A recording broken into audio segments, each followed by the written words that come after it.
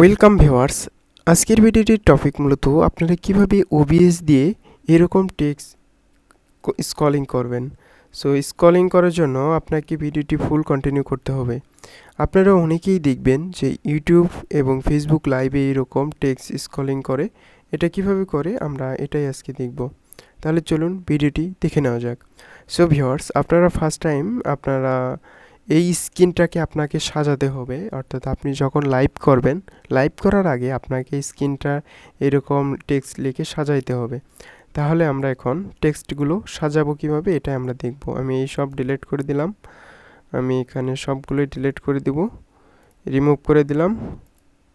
এখন আমি এখানে স্ক্রিন অ্যাড করে দেব, যেহেতু আমি এখানে স্ক্রিন শো করাবো, এই জন্য আমি এখানে প্লাস আইকন থেকে স্ক্রিন অ্যাড করব। ফার্স্ট টাইম আমি এখান থেকে স্ক্রিনটা অ্যাড করে দেবো। এই যে ডিসপ্লে ক্যাপচার, জাস্ট এখানে ক্লিক করে এখানে ওকে বাটনে ক্লিক করে দিলাম। এখন কিন্তু আমাদের ডিসপ্লে ক্যাপচারটা শো করতেছে, অর্থাৎ এখন আমি যদি কোনো কিছু লাইভ করি তাহলে আমার এই ফুল ডিসপ্লেটা শো করবে। কিন্তু এখন আমি এই যে এখানে একটি নিচে টেক্সট স্ক্রলিং করাবো, এই জন্য আমরা এইখানে এই যে প্লাস আইকন দেখতেছি এখানে ক্লিক করব। এখানে ক্লিক করার পরে যে টেক্সট দেখতেছেন, জাস্ট টেক্সটে ক্লিক করবেন।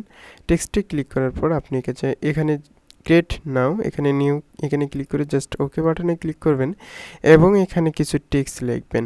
আপনি চাইলে টাইপ করেও লিখতে পারেন অথবা কপি করে এনে পেস্ট করে দিতে পারেন। সো আমি কপি করে এনে পেস্ট করে দিলাম।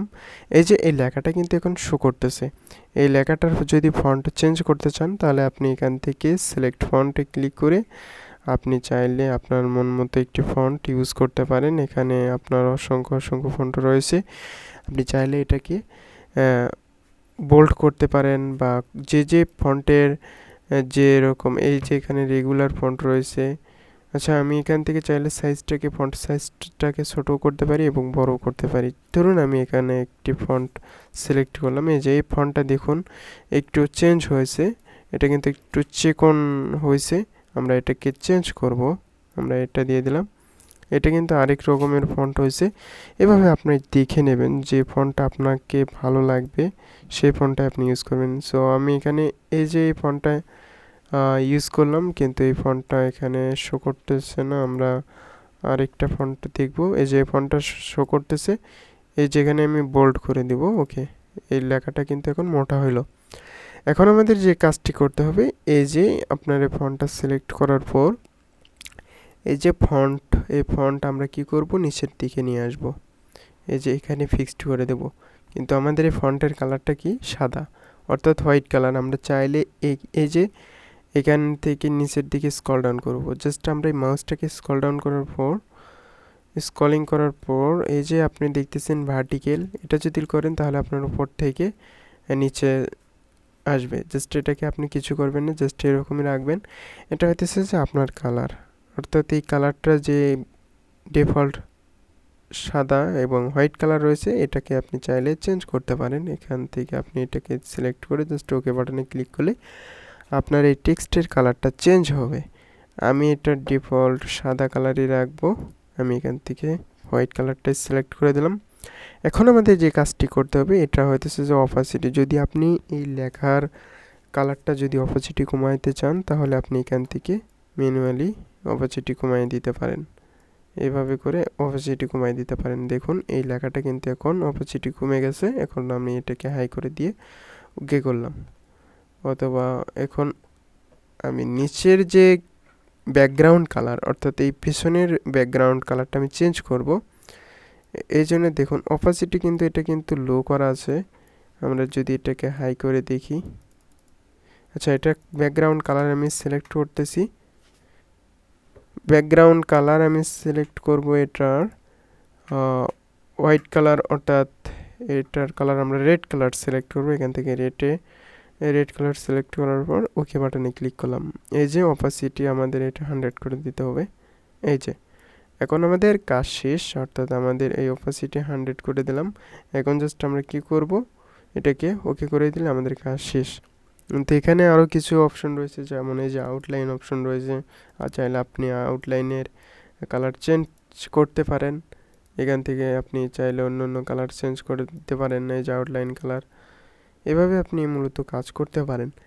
এই যে টপ সেন্টার, বটম, এইগুলো আপনি সেটিং অতটুকু লাগবে না, জাস্ট আমি এটাকে ছোট করে দিব। এইভাবে এখন ছোট করে দিব, এটা আমি ছোট করে দিলাম, আরও একটু ছোট করব। এভাবে ছোট করার পর আমি ডিসপ্লের সাথে ফিক্সড করে দিব।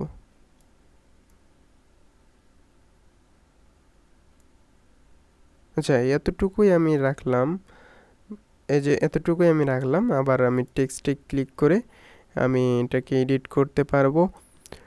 এই যে আপনি এখানে সব কিছুই দেখতে পারবেন। যদি আপনি এটাকে ডিফল্ট, অর্থাৎ এগুলো মুছতে চান বা ডিলিট করতে চান, জাস্ট ডিফল্টে ক্লিক করলে আপনার এগুলো ডিলিট হয়ে যাবে। আশা করি আপনারা বুঝতে পেরেছেন। এখান থেকে আপনার আর কোনো কিছুই করতে হবে না। এখন আপনাদের যে কাজটি করতে হবে, এখানে আরও অপশন রয়েছে যে গ্রেডিয়েন্ট চাইলে আপনি গ্রেডিয়েন্ট কালারও ইউজ করতে পারেন। যেমন একটি, এই যে লেখাটাকে দেখতেছেন, এই লেখাটা আপনি হোয়াইট এবং ব্ল্যাক মিক্স করেও আপনি দেখতে পারেন। এই যে গ্রেডিয়েন্টটা আমি অন করে দিলাম, এখান থেকে কালার, গ্রেডিয়েন্ট কালার আপনি এখান থেকে যদি দেন ব্ল্যাক, আমি ব্ল্যাক দিলাম। এই যে এখন দেখুন এই কালারটা এখন কিন্তু শো করতেছে। এই যে আমি এটাকে একটু করে দিলে দেখুন এই কালারটা কিন্তু মিক্সড হইতেছে। এই যে এইভাবে মূলত গ্রেডিয়েন্ট কালারটা ইউজ করে। সো আমি এটাকে টিক মার্ক উঠিয়ে দিলাম। আমি যে কালারটা আছে সেই কালারটাই রাখবো, জাস্ট ওকে বাটনে ক্লিক করব। এখন আমাদের যে কাজটি করতে হবে, এই টেক্সটটাকে স্ক্রলিং করতে হবে। এখন কিন্তু আমাদের কাজ শেষ, অর্থাৎ কাজটা কিন্তু কমপ্লিট হয়েছে। প্রপারলিভাবে আমরা এটাকে এখন ইউজ করতে পারবো।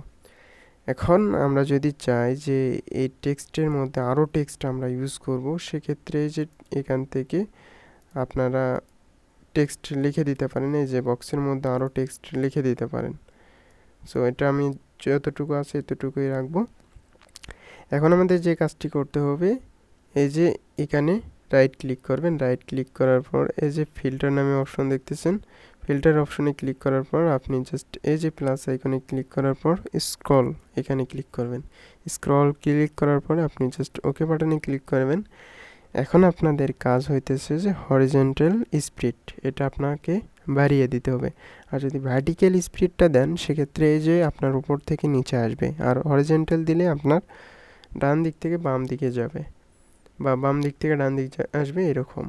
এটাকে যদি আমি এই দিকে নিয়ে আসি, দেখুন এটা কিন্তু ডান দিক থেকে বাম দিকে যাচ্ছে, অর্থাৎ বাম দিক থেকে ডান দিকে যাচ্ছে। আর এটা যখন আমি এই দিকে নিয়ে আসবো, তখন বাম দিক থেকে কিন্তু এটা আসতেছে ডান দিকে। এটা করার জন্য আপনি এটা জাস্ট এটাকে যদি আমি 100, অর্থাৎ এটা যদি আমি ঠেকিয়ে দিই, দেখুন এটা কিন্তু দ্রুত গতিতে যাইতেছে। এটা আপনি স্পিড কন্ট্রোল করবেন, আপনি কি স্পিডে এটাকে রাখতে চান সেটাই রাখবেন। এই যে এইদিকে দিলে আপনার এদিক থেকে স্ক্রল করবে, এটাকে ঠেকিয়ে দিলে আপনি জোরে স্ক্রল করা শুরু করবে। এই দেখছেন? এখন এইভাবে আপনি চাইলে যে দিকে ইচ্ছে সেই দিকে আপনি এটা করতে পারেন। আচ্ছা, এখন এটা আমি আপনাদেরকে দেখাইলাম। এখন এইভাবে আপনি স্ক্রল করতে পারেন, আবার এই দিক থেকেও আপনি স্ক্রল করতে পারেন।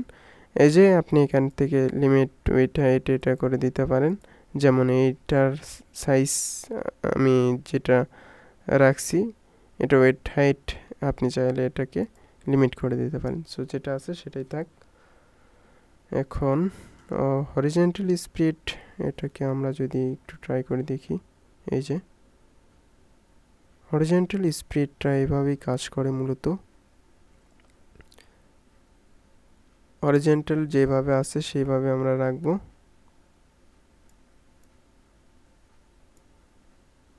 আচ্ছা, ডিফল্টে আমি ক্লিক করে সেটিংটাকে চেঞ্জ করে দিলাম। আবার ওই স্পিড, অর্থাৎ আবার স্টার্ট দিয়ে দিলাম। এখন আমি এটাকে ক্লোজ করে দিলাম। এই যে এখন লেখাটা কিন্তু আমার স্ক্রলিং করতেছে, অলরেডি স্টার্ট হয়েছে। এখন যদি আমি ফেসবুক বা ইউটিউবে লাইভ করি, সেক্ষেত্রে কিন্তু আমি দেখতে পারবো।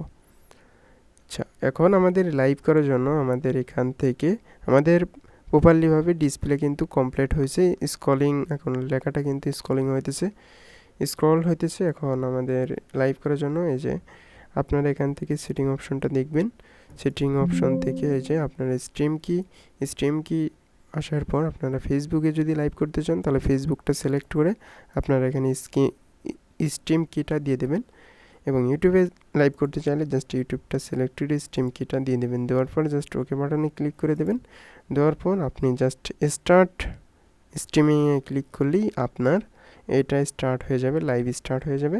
তখন কিন্তু আপনার এই ভিডিওতে দেখা যাবে যে আপনার এটা লাইভ হইতেছে বা লাইভ শো হইতেছে, এইভাবে এই টেক্সটটা স্ক্রল হইতেছে। আশা করি আপনারা বুঝতে পেরেছেন। নেক্সট টিউটোরিয়াল আমি ওবিসি এর ওপর আরও ভিডিও নিয়ে আসবো। সবাই ভালো থাকেন, সুস্থ থাকেন, দেখা হবে নতুন আরেকটি টিউটোরিয়ালে।